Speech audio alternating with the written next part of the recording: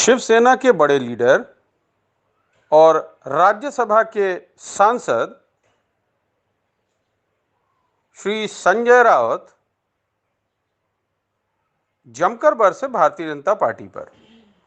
उन्होंने अयोध्या में राम मंदिर के आसपास हुए जमीन विवाद पर, यानी खरीद और बिक्री, जिसकी हमने आपको पहले भी खबर दिखाई थी, उस पर अपना एक स्टेटमेंट दिया और उन्होंने कहा कि वो संस्थाएं जो महाराष्ट्र में उनकी सरकार गिराने में लगी हैं या जो रेड कर रही हैं, उनको अब उत्तर प्रदेश चले जाना चाहिए, क्योंकि वहां जाकर के वो काम करने के लिए बहुत कुछ है।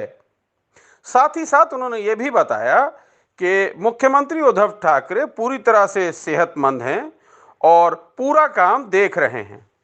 आइए सुनते हैं संजय राउत के मुंह से उन्होंने आखिर ये किस तरह कहा और क्या कहा।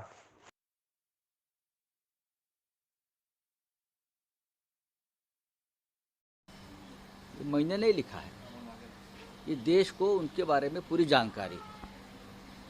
कल एक अखबार जो इंडियन एक्सप्रेस है उसने पूरी जानकारी दी विथ एविडेंस। सब सरकारी जो दफ्तर में जो लिखाई पढ़ाई होती है उस बारे में, जमीन व्यवहार के बारे में, वो सब कुछ दिया है कि राम मंदिर परिसर में अयोध्या निर्णय के बाद किसने किसने जमीन की खरीदी की है, कितने पैसे में की है, कितने में बेची है, ये लोग कौन है। ये पूरे भाजपा परिवार के लोग हैं, चाहे ब्यूरोक्रेट्स हो, चाहे भाजपा के नेता हो, चाहे एमएलए हो, चाहे वहाँ के मेयर हो। देखिए, मंदिर के लिए लड़ने वाले हम लोग थे, लोग शहीद हो गए। पूरी सरयू जो नदी है वो करसेवकों के खून से लाल हो गई थी। हमने देखा है, हम वहाँ थे उस वक्त, हमने देखा है।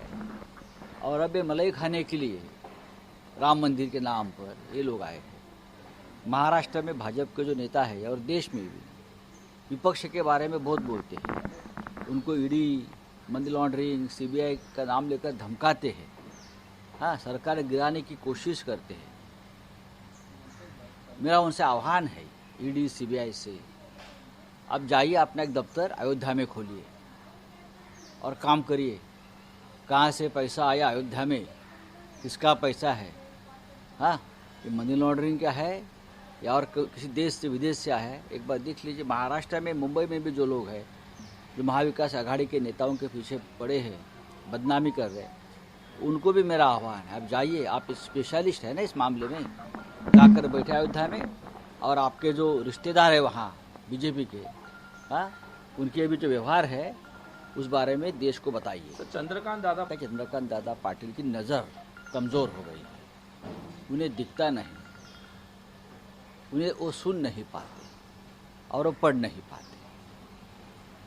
अगर उनको कोई मेडिकल हेल्प की ज़रूरत है किसी नेता को, तो हम ज़रूर दे देंगे। मुख्यमंत्री एकदम स्वस्थ है, मुख्यमंत्री पूरा राज्य का काम संभाल रहे हैं।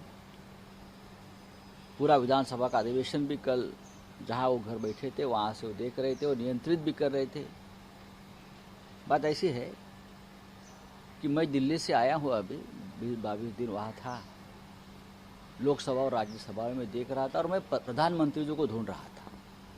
जब संसद चलती है तो प्रधानमंत्री दोनों सदनों में